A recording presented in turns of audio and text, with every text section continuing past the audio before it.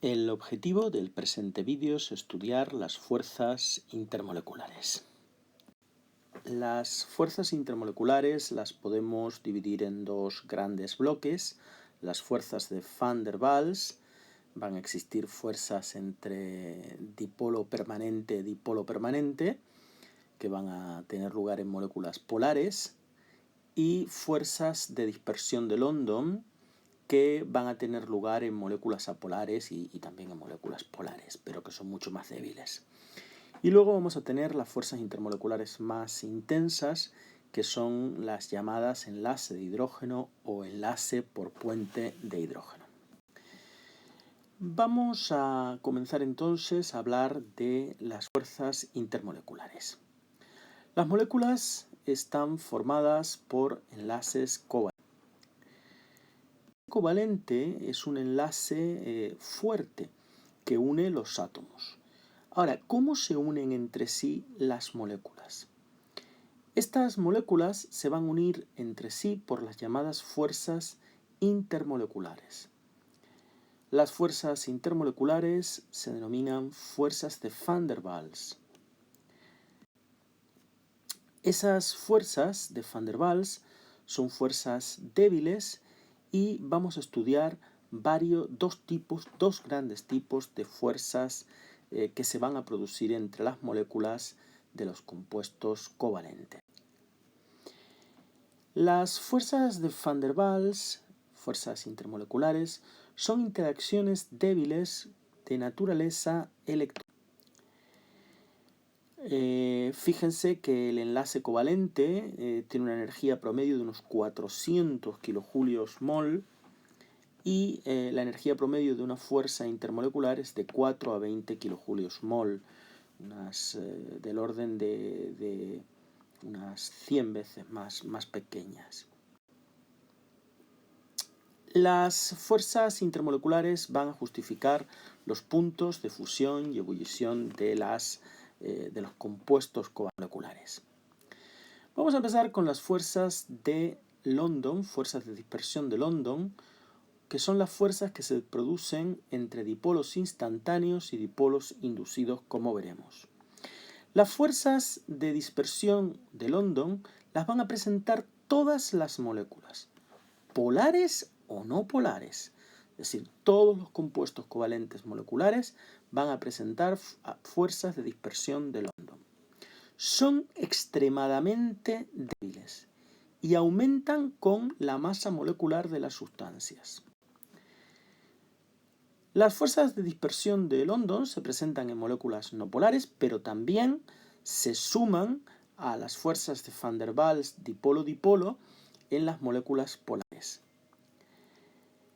Una distorsión de la geometría producida por un choque hace que en un instante muy determinado la molécula que presenta una distribución de carga homogénea, esa distribución de carga se altere y presente una mínima polaridad. Es lo que se denomina un dipolo instantáneo. Ese dipolo instantáneo que se produce en un momento en una de las moléculas induce en las moléculas del alrededor otros dipolos que se orientan en base a ese dipolo instantáneo que se ha producido. Esos dipolos se denominan dipolos inducidos. Es decir, esta molécula que fue la que chocó y esto hizo que la carga tuviera una distribución no homogénea y por lo tanto se creara un dipolo instantáneo, induce en las moléculas que están en los alrededores esos dipolos inducidos. Este es el dipolo instantáneo, obviamente, todos los demás son dipolos inducidos.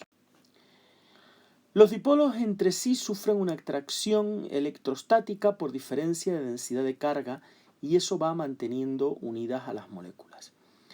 Es decir, se produce aquí un dipolo instantáneo, eso induce dipolos en las moléculas cercanas, luego otra molécula choca, se produce un dipolo instantáneo e induce a otras moléculas cercanas y así sucesivamente. Las fuerzas dipolo permanente, dipolo-dipolo, las presentan solo las moléculas polares, es decir, aquellas que tienen enlace covalente polar formadas por átomos de electronegatividad parecida pero distinta, pero diferente. Son mucho más fuertes que las fuerzas de dispersión de London y también aumentan con la masa molecular como estas. Recordemos que las fuerzas de dispersión de London también las presentan los compuestos polares, pero las fuerzas entre dipolos permanentes solo las van a presentar las moléculas covalentes polares. Un dipolo es cuando la molécula tenemos dos polos de carga. Aquí hay una densidad de carga positiva y aquí hay una densidad de carga negativa. Por ejemplo, aquí tenemos un átomo más electronegativo que mantiene el par de electrones del enlace con el otro átomo más cerca de él, con lo cual aquí hay una cierta carga negativa, que lo representamos con esa letra delta menos, y aquí está desprovisto de carga negativa, por lo tanto hay una cierta carga positiva, que lo representamos con una letra delta más. Aquí tendríamos un ejemplo en el ácido clorhídrico. El cloro es un elemento mucho más electronegativo que el hidrógeno, por lo tanto tiene el par de electrones más cerca de él, lo que lleva a que haya una densidad de carga negativa y el hidrógeno queda desprovisto de carga con una densidad de carga positiva. Las moléculas se orientan como dipolos provocando atracciones electrostáticas entre ellas. Ahí las tenemos. La parte negativa, el cloro de una molécula con el hidrógeno de otra y así sucesivamente. Las moléculas polares también presentan, como dijimos antes, fuerzas de dispersión de London, pero son mucho menos importantes que estas, por lo tanto son despreciables frente a ellas. Las fuerzas intermoleculares más intensas son los puentes de hidrógeno. Es un caso especial de las fuerzas dipolo-dipolo. Se da cuando el hidrógeno está unido a un átomo muy electronegativo y pequeño, como son el oxígeno, el flúor o el nitrógeno. La energía promedio es de unos 15 a unos 20 kJ/mol. Son las fuerzas moleculares más intensas. Por ejemplo, se dan en el agua. En ese agua tenemos los dipolos, aquí tenemos el oxígeno dibujado en rojo, que como es mucho más electronegativo que los hidrógenos, pues el oxígeno está cargado parcialmente de forma negativa y los hidrógenos pues parcialmente cargados positivamente. Entonces se produce una atracción electrostática entre el hidrógeno de una molécula y el oxígeno de otra. Estas fuerzas de enlace de hidrógeno son las que permiten explicar un montón de propiedades del agua, como la formación de cristales de hielo y el extraordinario, el altísimo punto de ebullición del agua. Presentan estas fuerzas intermoleculares los alcoholes, pues tienen oxígeno e hidrógeno, los ácidos carboxílicos, que también tienen oxígeno e hidrógeno, las aminas, nitrógeno e hidrógeno, las amidas y como productos inorgánicos el ácido fluorhídrico y el amoníaco. Por lo tanto, resumiendo, las fuerzas por puente de hidrógeno son las fuerzas intermoleculares más fuertes, un caso especial de las dipolo-dipolo. El enlace de hidrógeno requiere que el hidrógeno esté unido a un átomo muy electronegativo y pequeño, flúor, oxígeno o nitrógeno, acordaos de Von. El elemento electronegativo unido al hidrógeno retira gran parte de la carga del enlace que mantiene unidos a los elementos, dejando una fuerte densidad de carga positiva sobre el hidrógeno y negativa sobre el elemento en cuestión. Lo que favorece que las moléculas se puedan unir por atracción electrostática. Los compuestos con enlace de hidrógeno poseen puntos de fusión y ebullición elevados.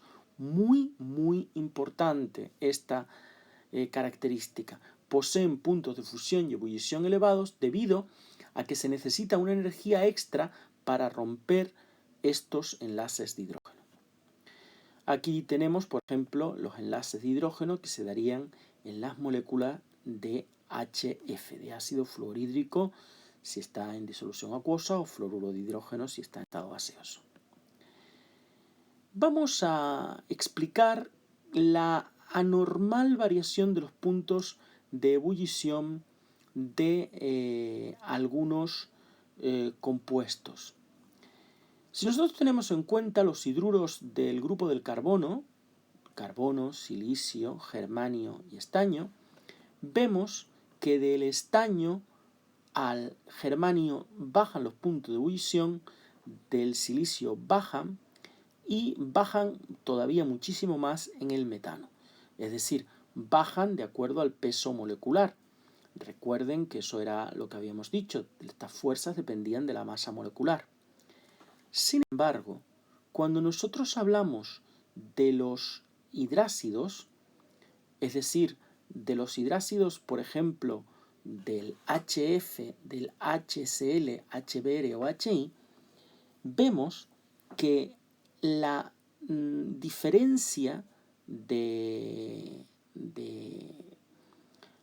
masas moleculares, en el HI tendríamos un punto de ebullición, baja con respecto, este sería el HBr, que nos lo pone, este sería el ácido clorhídrico, pero el HF tiene un punto de ebullición anormalmente alto. Fíjense que esto debería estar pues por aquí, más o menos, ¿verdad?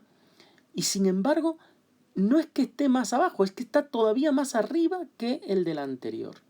¿Por qué? Porque el HF tiene hidrógeno y tiene uno de esos elementos electronegativos pequeños, concretamente el flúor. El HF forma enlaces de hidrógeno, por lo tanto hay que dar una energía extra para romper esos enlaces. Por eso su punto de fusión y de ebullición tan alto. Mírenlo aquí.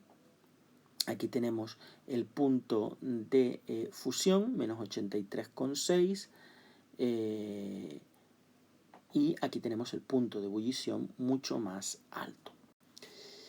¿Qué ocurre con los hidrácidos del grupo 16? El agua, el ácido sulfídrico, selenhídrico y telurídrico. Vemos nuevamente que para el ácido telurídrico, para el selenhídrico y para el sulfídrico se sigue la que a mayor masa molecular, menor punto de ebullición. Sin embargo, el agua, como vemos, tiene un punto de ebullición de 100 grados centígrados, cuando el ácido sulfídrico tiene un punto de ebullición de menos 50 grados, menos 50 y pico grados. ¿Por qué? Pues porque el agua tiene o forma puentes de hidrógeno. Y eso hace que si yo quiero que el agua pase a estado gaseoso, deba de romper esos puentes de hidrógeno y eso necesita una gran energía. Aquí tenemos los enlaces de hidrógeno en las moléculas de agua, aquí lo tenemos en una molécula, aquí en el hielo y aquí un poco más desordenadas en el agua líquida. También en la biología es muy importante los enlaces de hidrógeno.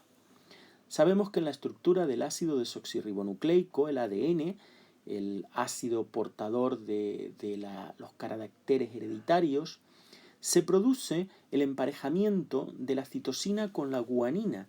¿Por qué siempre citosina-guanina? Pues porque se pueden formar 3 puentes de hidrógeno. Sin embargo, la adenina se empareja con la timina porque pueden formar el mayor número de puentes de hidrógenos, que en este caso es 2. Pues gracias por vuestra atención y espero que os haya quedado bastante más claro el tipo o las fuerzas intermoleculares que unen a las moléculas covalentes. Hasta una próxima ocasión.